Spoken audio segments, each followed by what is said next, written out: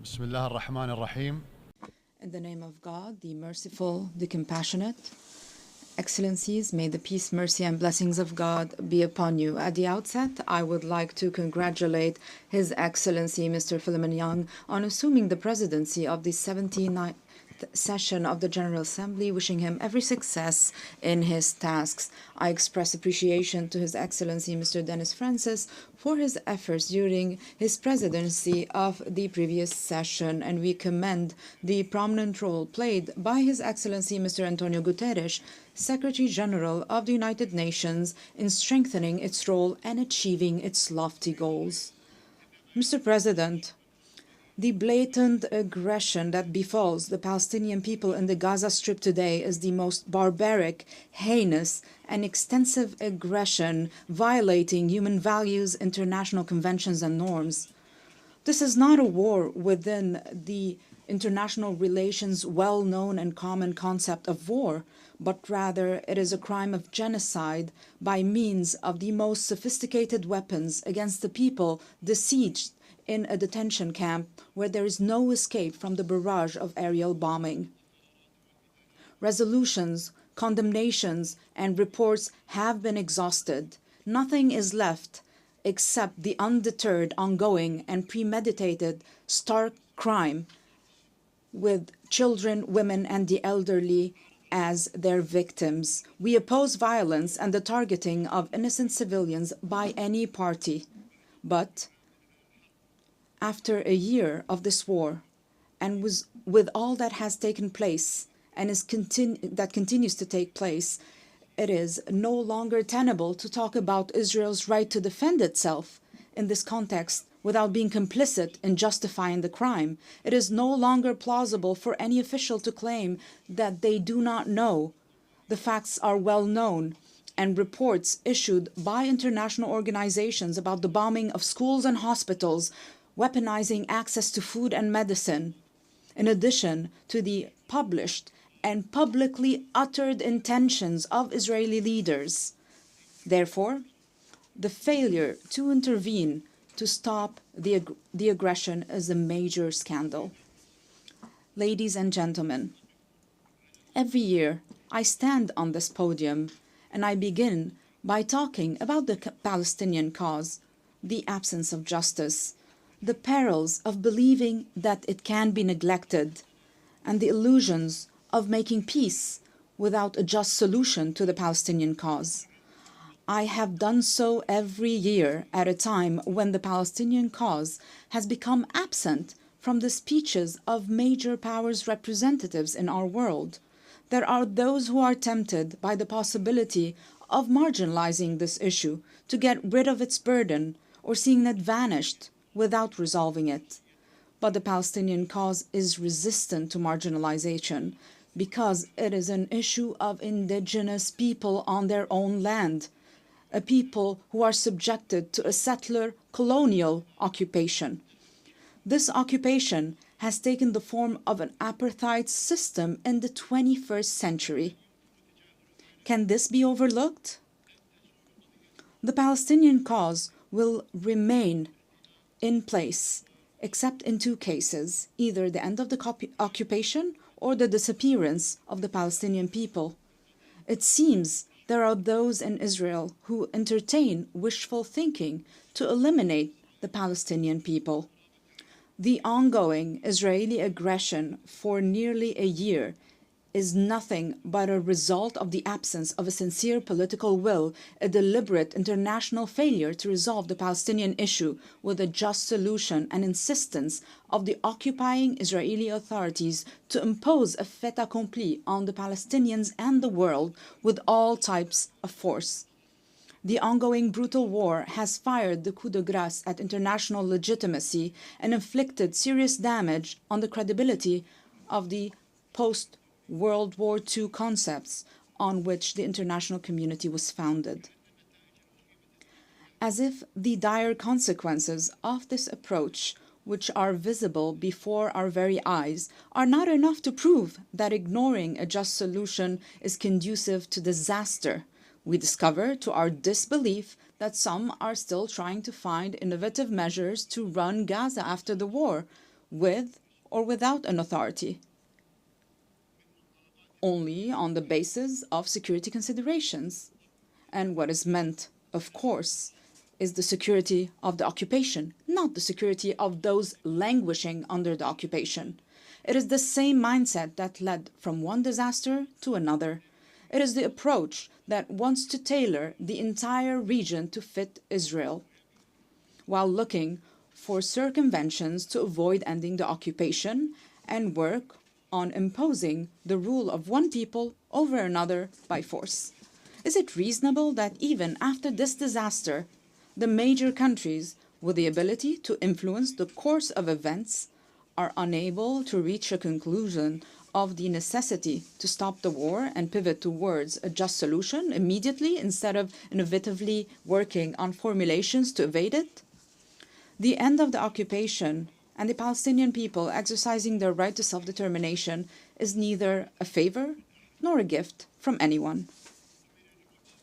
Unfortunately, the Security Council has failed to implement its ceasefire resolution in the Gaza Strip and to refrain from granting the State of Palestine full membership status in the United Nations, despite the fact that the General Assembly adopted a resolution last May supporting Palestine's request for UN membership.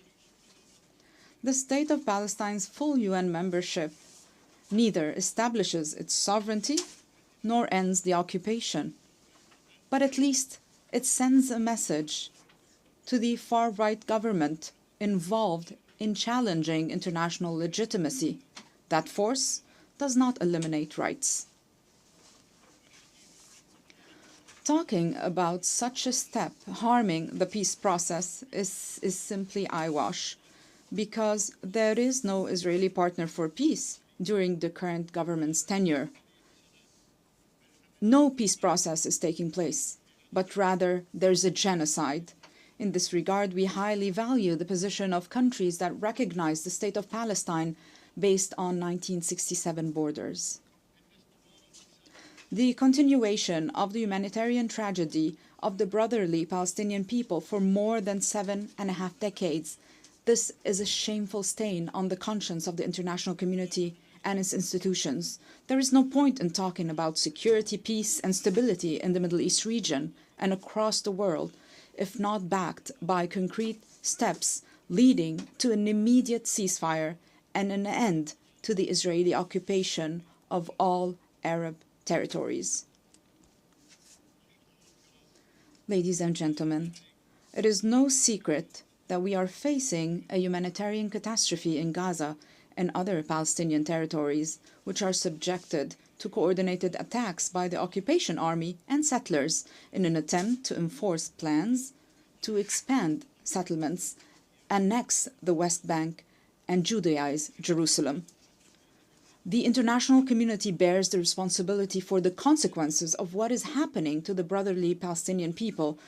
The Palestinian people are subjected to unfolding genocidal war that has resulted so far in the death of more than 41,000 martyrs, let alone the missing under the rubble, including 17,000 children, 11,000 women, 100,000 wounded, and thousands of disabled and millions of people forcibly displaced several times, in addition to the complete destruction of the infrastructure of hospitals, schools, and buildings, including mosques and churches.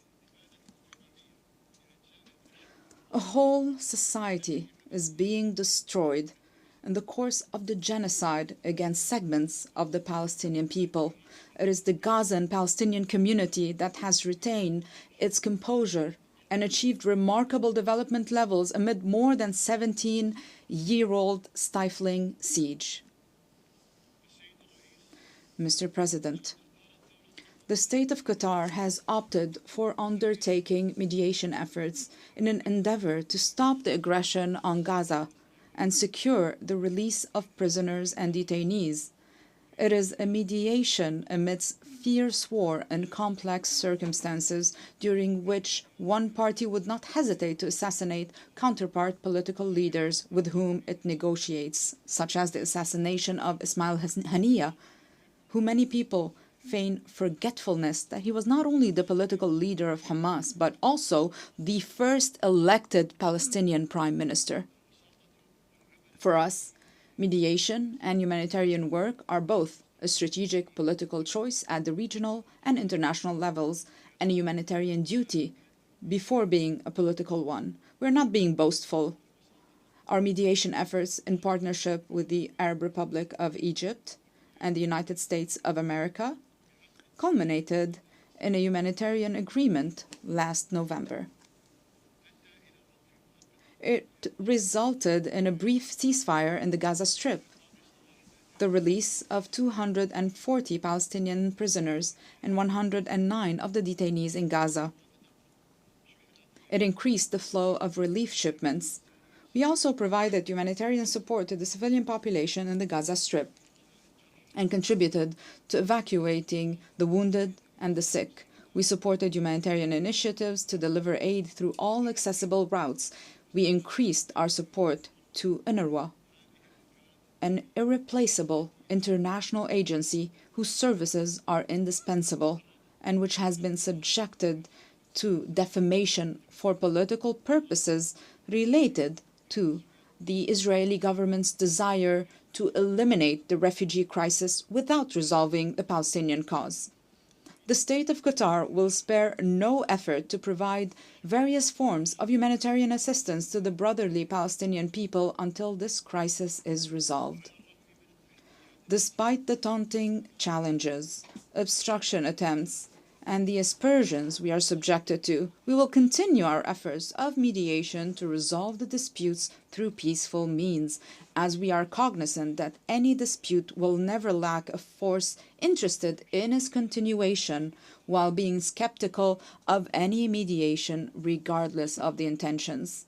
We will continue to make every effort with our partners until we reach a permanent ceasefire, secure the release of prisoners and detainees, take the path of a just solution in accordance with the resolutions of the international legitimacy and the Arab Peace Initiative, to enable the Palestinian people to obtain all their legitimate rights, foremost of which their independent state with East Jerusalem as its capital on the 1967 borders. The establishment of an independent Palestinian state within a just and permanent solution is in the interest of the Israeli and Palestinian peoples. We will not achieve this goal except with a serious partner who is aware of the importance of renouncing discord and ending the occupation and all forms of aggression so that we can reach together the desired peace in the Middle East. Mr. President, apart from committing a major crime by rigging wireless communication devices and exploding them simultaneously across thousands of people with total disregard for their identity or location, Israel is currently waging a war on Lebanon, and no one knows to what extent this war could escalate. This is what we have repeatedly warned against. If the brutal war on Gaza does not end, this systematic destructive war must stop. And this is the choice before Israel, as its leaders know very well. They know that it will neither bring security nor peace to northern Israel nor to Lebanon, and that the key to security rests on a just peace. Stop the aggression on Gaza. Stop the war on Lebanon.